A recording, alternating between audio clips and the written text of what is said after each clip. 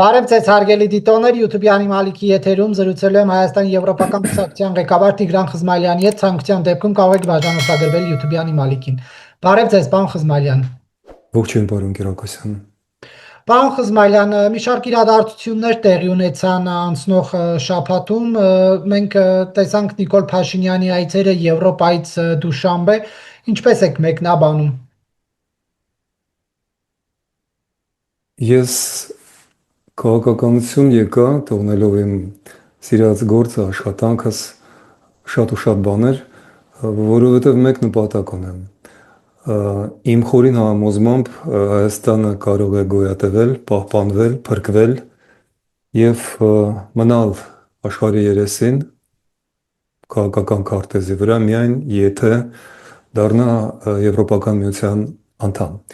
Սա էր իմ գլխավոր նպատակը, սա էր Եվրոպական կուսակցության ստեղծման նպատակը, սա էր այն ծրագիրը, որով ես 21 թվականին առաջին անգամ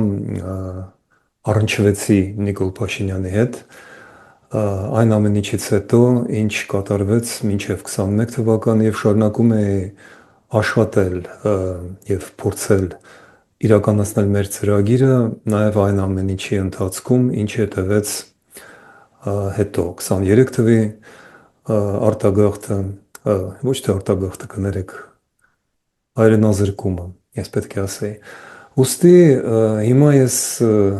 նախաբանով ուզում եմ ասել հետևյալը։ Ես եկա այն եզրակացության, որ Փաշինյանը որոշեց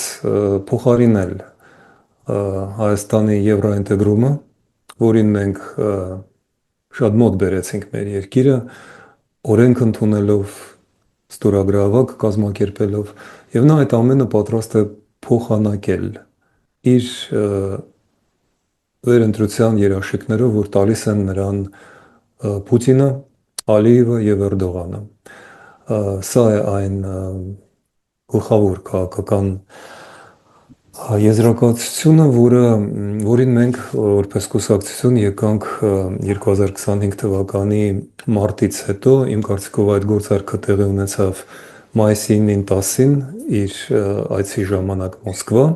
եւ հետեւաբար ձեր թվարկած այցերը կրում են եվրոիմիտացիայի, այլ ոչ թե եվրոինտեգրացիայի բնույթ։ Այսպես որ ես կպատասխանեմ ձեր հարցին այսպես. Փաշինյանը հիմա զբաղվում է եվրոիմիտացիայով։ Իրականում նա պայմանավորվել է Ալիևի եւ Պուտինի հետ գլխավորի մասին։ Նա չի մտնելու, չի բերելու Հայաստանը Եվրոպա, նա մնալու է Եվրազես կոչվող ԵԱՏՄ կառույցի, ԱՊՀ կառույցի մեջ, ինչը հնարավորություն է տալու Պուտինին եւ Ալիևին իրականացնել իրենց ծրագրերը եւ ինչը ըստ Փաշինյանի նրա կարծիքով հնարավորություն կտա նրան վերընտրվել, բեմադրելով կեղծ պայքար, որովհետև այս ընտրությունների գլխավոր հարցը լինելու է ոչ թե նախկիններ կամ ներկաներ, սևեր կամ սպիտակներ։ Այս ընտրությունների հարցը մեկն է լինելու։ Հայաստանը մնալու է Ռուսաստանի եւ Ադրբեջանի պատանդը կամ դառնալու է ազատ եվրոպական երկիր։ Փաշինյանը իր համար այդ հարցին պատասխանեց երկրորդ տարբերակով։ Մենք պայքարելու ենք, որ Հայաստանը պատասխանի որպես ազատ երկիր, դառնալով ազատ երկիր, Եվրոպական միության անդամ։ Պարոն Խզմալյան, Լուկաշենկոյի հայտարարությունները ինչպես եք մեկնաբանում։ Նիկոլ Փաշինյանին տեսնելով ասում էի, չէ, Իլհամ Հեյդարովիչ, որ Նիկոլ Վավայևիչը ոչ միտեղ չի գնալու, այստեղ է գալու, ընդհանուր այդ էր իր ասացի միտքը, որ մեր մոտ է գալու։ Դուք սա ինչպես եք մեկնաբանում, սա ինչ է նշանակում։ Շատ պարզ, Լուկաշենկոն կամա թե ակամա, լկտիաբար իհարկե, ցինիկաբար, բայց բավական անկեղծ հաստատեց հենց այն վարկածը, որը մենք ենք հիմա առաջ քաշում, ասելով, որ ոչ մի տեղ էլ, ոչ մի Եվրոպա էլ Փաշինյանը չի գնում։ Եվ ընդ որում ոչ թե այն պատճառով, որը Լուկաշենկոն բերում էր ամիսներ առաջ, Հայաստանը տեղ չունի գնալու, ասում էր նա։ Իրենք բոլորը համոզվեցին, որ Հայաստանը տեղ ունի գնալու։ Դրանից հետո 24 թվականի մարտ ամսին 504 կողմ 4-ի դեմ Եվրոխորհրդարանը քվեարկեց Հայաստանի հայտը ընդունելու Եվրոմիության անդամակցելու հայտ տալու դեպքում։ Դրանից հետո մեր աչքի առաջ վերջերս Մոլդովան խիզախորեն մարտահրավեր նետեց Պուտինին ի հեճուկս բոլոր ջանքերի, կաշառքների, ճնշումների, ի հեճուկս նրա, որ Մոլդովան մեզնից ոչ ավելի բարվոք վիճակում է գտնվում, այնտեղ բավական ակտիվ պրոռուսական զանգված կա, այնտեղ կան ռուսական բազաներ, այնտեղ զավթված տարածք կա, այնուամենայնիվ Մոլդովան Մայա Սանդոյի առաջնորդությամբ կարողացավ իր քայլը անել դեպի Եվրոպա եւ Եվրոպան գրկաբաց ընդունում է Մոլդովային։ Իրենք պատրաստ են ընդունել մեզ, իրենք պատրաստ են փոխարինել Վրաստանը Հայաստանով, տալով մեզ տեխնացու երկրի տեխնացու անդամության, տեխնացու Եվրամիությանը, սակայն այս ամենը տեղի չի ունենում, որովհետև իրենք տեսնում են շատ լավ Փաշինյանը իրականում, ինչպես ասում եմ, զբաղվում է եվրոիմիտացիայով, Լուկաշենկոյի, ինչպես նաև Պուտինի այդ քմծիծաղով, հեգնանքով արված մեկնաբանությունները միայն հաստատում են, որ ցավոք սրտի դա այդպես է։ Նա պարզապես չի գնում, որովհետև նա անձամբ հասկացավ, որ իր անձնական իշխանությունը կախված է իրենցից։ Եվրոպան նման երաշխիքներ ոչ ոքի չի տալիս։ Իսկ Լուկաշենկոն, Պուտինը, Ալիևը իրենք կարող են ազդել մեր ժողովրդի վրա այդ կեղծ բեմադրություններով, սպառնալիքներով եւ այն ստի կեղծիքի արշավով, որը արդեն սկսվել է մեր երկրում։ Եվ Նիկոլ Փաշինյանը արդյոք սենց այդ հանդիպման ընթացքում փորձարեց հակառակն ասել Լուկաշենկոյի այն խոսքերին, որ Նիկոլ Վովայևիչ առանց մեզ չի կարող, փորձեց հակադարձել դրան, թե ոչ։ Դե մենք բոլորս լսեցինք Նիկոլ Փաշինյանը հարցրեց «Как не приеду»։ Այսինքն հարցը ռուսերեն ուղղված էր Ալիևին, որը նստած էր Փաշինյանի կողքին եւ հեգնանքը այդ լկտիությունը հենց նրա մեջ է։ Բա Իլհամ ջան, դու անհանգստանում ես, որ Նիկոլը չի գա եւ Նիկոլը պատասխանում է ոնց թե չեմ գա, как не приеду։ Ես ասացի, ես կգամ, իհարկե։ Նա նրանց արչև իր պարտականությունները կատարում է։ Տեսեք, նա գնում է Շանհայ, նա գնում է Ալթայ, նա գնում է ԱՊՀ, ԵԱՏՄ, ամենտեղ։ Նա չի անում միայն մեկ քայլ, նա դիմում չի գրում Եվրամիության անդամակցելու։ Դա է պայմանը, որը դրել է Պուտինը։ Պայման է դրել Նիկոլ Փաշինյանի առջև։ Իհարկե, միանշանակ։ Եվ դա էլ է հնչեցվել ոչ ուղղակիորեն, բայց կան բավական բարձրաստիճան պաշտոնյաներ, բավական տեղեկացված քաղաքագետներ, որոնք ասում են, մեզ պետք չէ, որ Հայաստանը լինի ՀԱՊԿ անդամ։ Մեզ ընդհանրապես պետք է, որ Հայաստանը չլինի Եվրամիության անդամ։ Ինչի է դա պետք։ Որովհետև Ռուսաստանը շարունակում է իր գաղութային պատերազմները եւ Ուկրաինայի, եւ Հայաստանի, եւ Վրաստանի, եւ Մոլդովայի բոլորի դեմ, սեփական ժողովրդի դեմ։ Ինչու Հայաստանը Ռուսաստանին անհրաժեշտ է որպես այսպես կոչված լվացքի մեքենա, կեղտոտ փողերը լվանալու։ Մենք բոլորս գիտենք եւ չենք մոռանա, որ 111 տոննա ոսկի պաշտոնապես վաճառվել էր ռուսական ոսկի եւ 250-270 միլիոն դոլարի ադամանտ Հայաստանի միջոցով։ Այդպես են մաֆիական բանդաներում նորեկներին փչացնում վարկաբեկելու համար, նյութ ունենալու։ Այդպես որ Նիկոլ Փաշինյանի թղթապանակը, որը Պուտինի դարակներից մեկում է, գնալով հաստանում է եւ Լուկաշենկոն ասաց ի վերջո այն, ինչ դեռ տարիներ առաջ ասաց շատ խոշոր քաղաքական, տնտեսական գործիչ Սամվել Ալեքսանյանը։ Նիկոլը մեր աղբերն է։ Մոտավորապես նույնը ասում է հիմա Լուկաշենկոն մի քիչ այլ խոսքերով։ Դուք կարծում եք, որ այս կարճ դիալոգը նշանակում է, որ Հայաստանը շեղվում է եվրոպական ճանապարհից։ Ես չեմ կարծում, ես տեսնում եմ, որ դա այդպես է, եւ ի վերջո մենք ունենք բազմաթիվ ապացույցներ, շատ հետաքրքիր էր հետևել Ռոբերտ Քոչարյանի անդրադարձին։ Քոչարյանը վրդովված էր մի քիչ իր Մոսկվա կատարած այցից հետո, նա հույս ուներ առաջնորդել անդիմությունը։ Դե նա հին դպրոցի, ինչպես ասում են, old school մարդ է, եւ երբ գնաց փող խնդրելու նախընտրական արշավի համար, Կիրիենկոն, որը նշանակված է նայող Կրեմլում Հայաստանի եւ Մոլդովայի ուղություններով, դե Մոլդովայում տապալվեցին, բայց Վրաստանում հաջողվեցին, հիմա էլ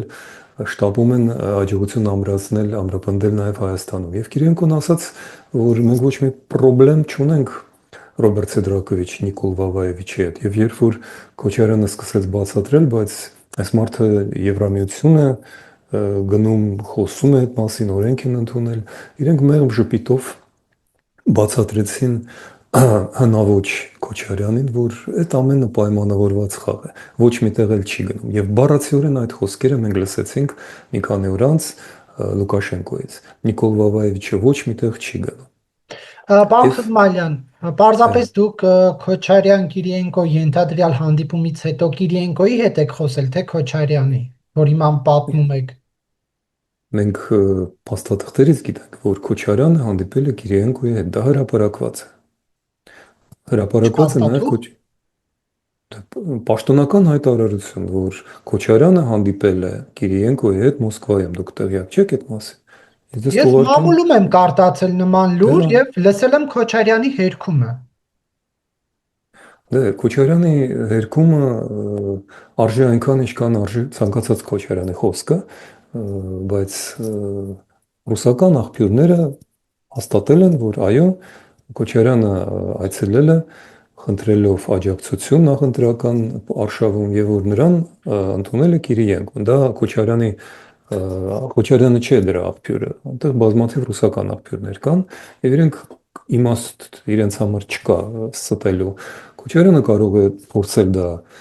քողարկել, բայց Քոչարյանի ասացի մեջ կա մեկ հետաքրքիր բան, որը նրա վրթովմունքի անուղղակիորեն ենթագիտակցաբար ըստ երևույթի արտահոսք է ստացվում։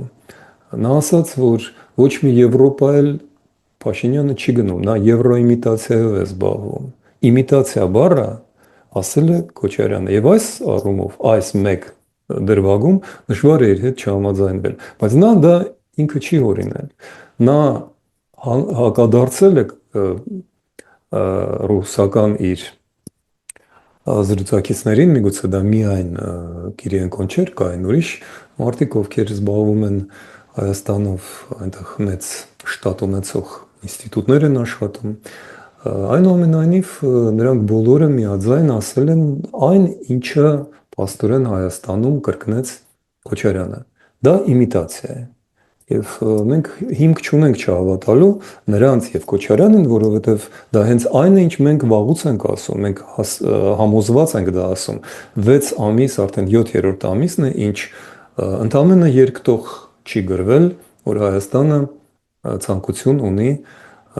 կամ դիմում է անդամության համար Եվրամիություն։ Մինչդեռ դա միակ հնարավոր լուծումն է բազմաթիվ քաղաքական, աշխարհաքաղաքական, տնտեսական, անվտանգային խնդիրների։ Դա ոչ թե մեր կմահաճույքն է, ոչ թե մեր բուռը ցանկությունն է, դա մեր անհանգստությունն է երկրի, մեր երեխաների ճակատագրի համար։ Պարոն Խզմալյան, պարզապես մի քանի օր առաջ ԱԳՆ-ն հայտնեց, որ եվրոինտեգրման վարչություն է բացում կառույցում։ Սա ինչ է նշանակում այդ դեպքում, եթե իշխանությունները Եվրոպա գնալու մտադրություններ չունեն։ Սա ծիծաղելի է։ Ուղղակի ցուցանակը փոխվեց նույն դռան վրա, որտեղ որ գրած էր ԱԳՆ Եվրոպայի բաժին, հիմա գրված է եվրոինտեգրման բաժին։ Գիտեք, ես հենց նոր վերադարձա Ուկրաինայից, ես հիմա Լեհաստանում եմ, Հայաստանի ճանապարհին, որտեղ Ուկրաինա ուղիղ գնալ դժվար է, ստիպված Լեհաստանով եմ եկել եւ այնտեղ մասնակցել էի Pan-Եվրոպա միջազգային կազմակերպության կոնֆերանսին, որի մասը կազմում նաև Հայաստանը, Pan-Եվրոպա Արմենիա, դա 1922 թվականին ստեղծված լուրջ քաղաքական եւ քաղաքագիտական կառույց է եւ Կիևից այդ կոնֆերանսին մասնակցում էր Ուկրաինայի փոխվարչապետ եվրոինտեգրման հարցերով Տարաս Բուկչյան,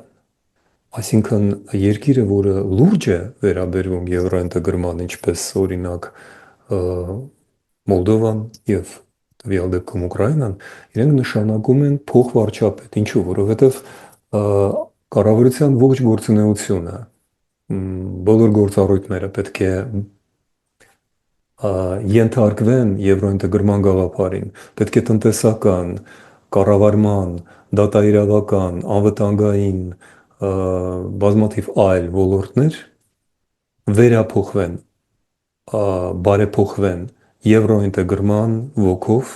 եւ տրամաբանությամբ։ Դրա համար պետք է ոչ թե վարչություն ԱԳՆ-ում, որը ոչ մի լիազորություն չունի, այլ պետք է անգամ ոչ թե նախարարություն, այլ գերնախարարություն։ Դա պետք է արվի կամ վարչապետի կամ փոխվարչապետի մակարդակով։ Մեր փոխվարչապետ Մհեր Գրիգորյանը, ինչպես հայտնի է, զբաղվում է միաժամանակ եւ Եվրամիության եւ ԵԱՏՄ Եվրասիական տնտեսական միության մերձեցման հարցերով։ Այդպես որ սա ոչ մի այլ բան է, քան իմիտացիա, եւ դա երեք չի սկսվել, եւ դա Քոչարյանի կամ Կիրիենկոյի ախտորոշումը չէ։ Դա դառը ճշմարտություն է։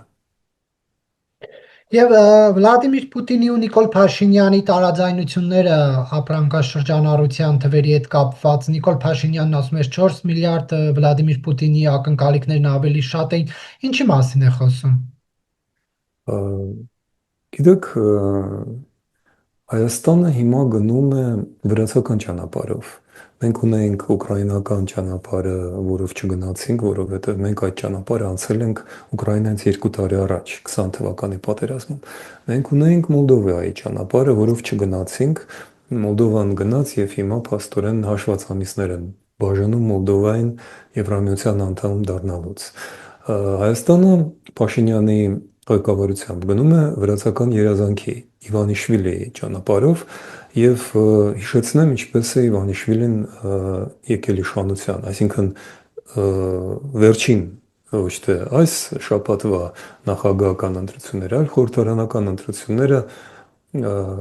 որոնք տեղի են ունեցել, չէ, այս անգամ էլ էին խորհրդարանական, նախորդ խորհրդարանական ընտրություններում, երբ որ շատ ակտիվ դիմադրության պայմաններում, երբ որ 100,000-ավոր վրացիներ փորձում են դիմադրել Իվանիշվիլի իշխանությանը, ինչ արեց Իվանիշվիլին։ Նա օգտվեց իր յուրահատուկ դերակատարմամբ, որը նա ունի Գազպրոմում։ Ոչ բոլորը գիտեն, բայց ռուսական Գազպրոմի միակ եւ ամենախոշոր անհատական ինչպես է դա կոչվում, ակցիաների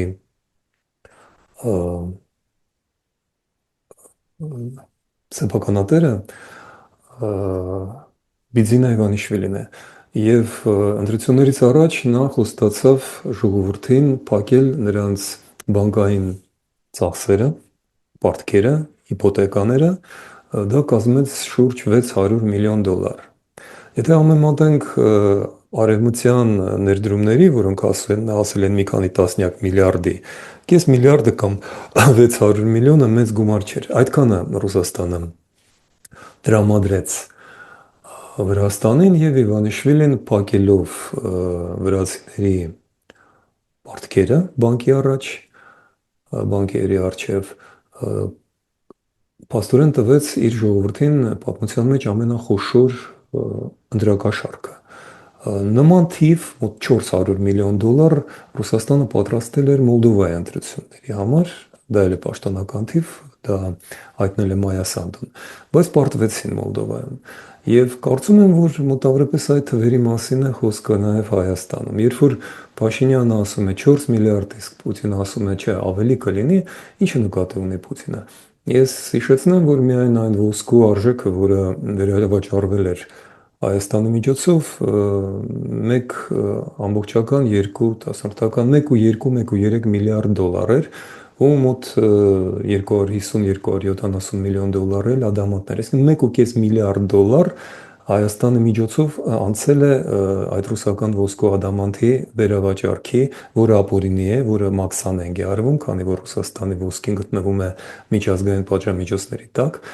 Ինչպես խոստովանեց տնտեսության էկոնոմիկայի նախարարը, Հայաստանը որևէ բան դրանից չստացավ, մեր բյուջեն չստացավ, բայց հասկանալի է, որ կան մարդիկ, ովքեր նման գումարները շրջանառությունից իհարկե ստացել են իրենց տոկոսները։ Ըստ երևույթին Պուտինը գիտի ինչ է ասում, երբ որ բաց տեքստով ուղիղ եթերում Փաշինյանին ակնարկում է, որ գումարը ավելի մեծ կլինի։ Դա թաքնված կամ մի փոքր քողարկված խոստում է։ Կարող եք անվանել դա նախընտրական խոստում, կաշառք, ինչ ուզում եք։ Այնուամենայնիվ մենք տեսնում ենք, որ Փաշինյանը գնում է այդ գործարքի։ Այլապես նա չէր գնա Դուշանբե, այլապես նա չէր գնա Մոսկվա, Ալտայ, Շանհայ։ Նա գնում է այնտեղ, որտեղ որ նա ստանում է խոստումներ եւ երաշխիքներ անձնական իշխանությունը վերարտադրելու համար։ Եվ վերադառնալով Ռոբերտ Քոչարյանի Մոսկովյան այցին, հա, դուք ինչ եք կարծում, այսինքն Ռուսաստանը նրան չի աջակցելու առաջիկա ընտրություններին։ Մեծ հաշվով ոչ։ Ռուսաստանի պլանը կամ Կիրիենկոյի պլանը հետևյալն է։ Իրենք պատրաստելու են 1-2 պրոռուսական կուսակցություններ, ինչպես հիմա է փաստորեն խորհրդարանում, որոնցից մեկը շանս կունենա անցնել։ Դա իհարկե Քոչարյանի կուսակցությունը չի լինի, դա կլինի ըստ երևույթին մեկ այլ տարբերակ։ Հիմա մենք տեսնում ենք երկու աճող պրոռուսական ուժեր, մեկը Սերժ Սարգսյանի շրջանակներից է դուրս եկել, մյուսը Սամվել Կարապետյանի, որը կապված է ստիրույթին էլի պարզ է, որ Մոսկվայի հետ է կապված, բոլորը տեսել են երևի կամ շատերը տեսել են նրա եւ Պուտինի ընդհանուր ճակերտներում դղյակը, այսինքն հարաբերությունները բավական սերտ են, բայց Ռուսաստանի պայմանը այդպիսին է, այդ պրոռուսական կուսակցությունը պետք է լինի երկրորդը, առաջինը պետք է լինի Փաշինյանի կուսակցությունը ըստ Կիրիենկոյի պլանի, պետք է հավաքի իր 25-28%-ը եւ ըստ Սերժ Սարգսյանի մշակված օրենքի ստանա կայուն մեծամասնությունը։ Երկրորդը պետք է լինի այդ պրոռուսական կուսակցությունը։ Մեր խնդիրն է ներկայացնել հանրությանը երրորդ ուժը, այն ուժերը, որոնք բացառում են եւ Նիկոլ Փաշինյանի եւ նախկինների ներկայությունը քաղաքականության մեջ եւ տանելու են երկիրը դեպի Եվրամիություն։ Դա է մեր նպատակը։ Իսկ ռուսների նպատակն է դրան խանգարել։ Այս հարցում նա Փաշինյանը եւ Պուտինը Ալիևի հետ համակարծիք են։ Նրանք դիտում են մեզ որպես գլխավոր, ոչ շատ վախենալու, որովհետև մենք մեկուսացված ենք, թույլ ենք ֆինանսապես տկար ենք, բարձր որ ոչ ադմինիստրատիվ, ոչ օլիգարխիկ, ոչ հատուկ ծառայությունների միջոցներից մենք չենք օգտվում եւ չենք օգտվելու։ Այդպես որ իրանք ենթադրում են, որ գլխավոր պաշտոնները կպահպանի Փաշինյանը եւ պրոռուսական նրա գործընկերները։ Բայց Նիկոլ Փաշինյանը արդյոք իսկապես ամբողջությամբ ռուսական այդ ուղեցրում է, օրինակ հենց նույնիսկ ձեր Եվրաքվեի գործընկերները այդ կարծիքին չեն։ Ես չեմ ասում, որ Նիկոլ Փաշինյանը պրոռուսական է։ Ես դա չեմ ասում։ Ես պարզապես ասում եմ, որ նա հանուն իր իշխանությանը, հանուն պահպանելու իր կուսակցությունը իշխանական գնում է գործարքի ռուսների հետ։ որովհետև Եվրոպայի հետ նման գործարքը անհնար է։ Նա գնում է գործարքի նրա հետ, ով որ պատրաստ է այդ գործարքը իր հետ կնքելու։ Դա Պուտինն է, դա Ալիևն է։ Դա չի դարձնում նրան պրոռուսական, դա պարզապես նրան դարձնում է եվրոիմիտատոր։ Իսկ մեզ նման բան չի կարող բավարարել, որովհետև դա նշանակում է, որ Հայաստանը արդեն 26 թվականի երկրորդ կեսին, եթե Փաշինյանը մնա իշխանության, Ալիևը կդնի նորանոր պայմաններ, նորանոր սպառնալիքներ, վերջնագրեր անկլավների վերաբերյալ, եւ դա բերելու է անբեկանելի եւ շատ վտանգավոր գործընթացների, մի բառով դա կբերի զանգվածային արտագաղթի։ Տեսեք, ձեր ասած սցենարը Ռուսաստանի հետ համագործակցության կարող է եւ ենթադրել ընտրակեղծարարություն։ Համամիտ եք։ Ես չեմ կարող հիմա պնդել նման բաներ, կանխատեսել։ Ես ուղղակի ասում եմ, որ կգործի այն սխեման, որը գործում է արդեն հիմա։ Տեսեք, դուք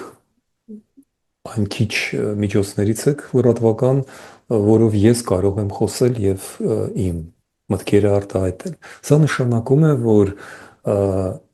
եվրոպական ուժերը կտրված են զանգվածային լրատվության միջոցներից, հանրային հեռուստատեսությունից եւ ռադիոյից, ինչը ապօրինի է, որովհետեւ դա հակասահմանադրական է, բայց հենց դա է այն հիբրիդային պատերազմի մասը, որը վարում է մեր դեմ տվյալ դեպքում նաեւ Նիկոլ Փաշինյանը։ Բոլորս գիտենք, որ ներողություն, դուք կարծում եք, վստահ եք, որ Հայաստանում ընտրությունները անցկացվում են եւ արդյունքները որոշվում է ժողովրդի քվեով, թե ոչ։ Ունեք նման համոզում։ Ես ասում եմ, որ մեր ընտրությունները եղել են եւ լինելու են ազատ, բայց ոչ արդար, որովհետեւ արդար նշանակում է, ազատ նշանակում է, որ ժողովուրդը ինքն է որոշում։ Արդար նշանակում է, որ մասնակիցները ընտրության պետք է ունենան հավասար պայմաններ։ Մենք չունենք այդ հավասար պայմանները։ Քարոզարշավի ժամանակը գա, ինչպես բոլորին, այնպես էլ ձեզ հանրայինը